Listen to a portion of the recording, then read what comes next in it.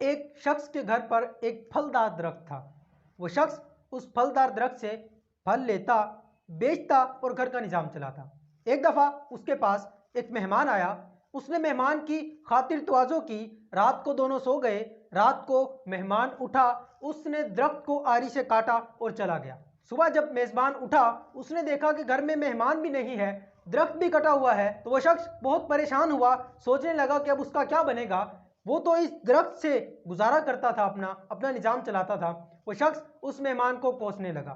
کچھ عرصہ گزرا، وہ مہمان اس گاؤں میں آیا۔ اس گاؤں میں آ کر دیکھتا ہے کہ جس گھر سے اس نے درخت کاٹا تھا، اب اس گھر کی جگہ پر ایک شاندار کوٹھی ہے۔ وہ شخص حیران ہوا کہ اس شخص کے پاس کوٹھی کیسے آئی۔ اس نے پتہ لگایا۔ جب اس نے پتہ لگایا تو پتہ چلا کہ جب وہ مہمان اس گھر سے درخت کاٹ کر چلا گیا تو میزبان اس شخص کو کوسنے لگا۔ 2-3 دن کوسا اور پھر وہ چلا گیا۔ کہاں چلا گیا؟ محنت کرنے۔ اس نے سوچا کہ اب مجھے محنت کرنی پڑے گی، اگر میں محنت نہیں کروں گا تو میرا نظام کیسے چلے گا۔ وہ شخص محنت کرتا چلا گیا، اتنی محنت کی، اس نے اتنا پیسہ کمایا اور وہاں پر ایک شاندار کوٹھی کھڑی کر دی۔ وہ شخص امیر ہو گیا۔ یہ واقعہ سنانے کا مقصد یہ ہے کہ جب ایک دروازہ بند ہوتا ہے تو اللہ تعالیٰ کی طرف سے بہت سے دروازے کھول دیے جاتے ہیں۔ وہ ایک چھوٹا سا دروازہ جو بند ہوتا ہے، اس کے برعکس بڑے بڑے دروازے کھول دیے جاتے ہیں۔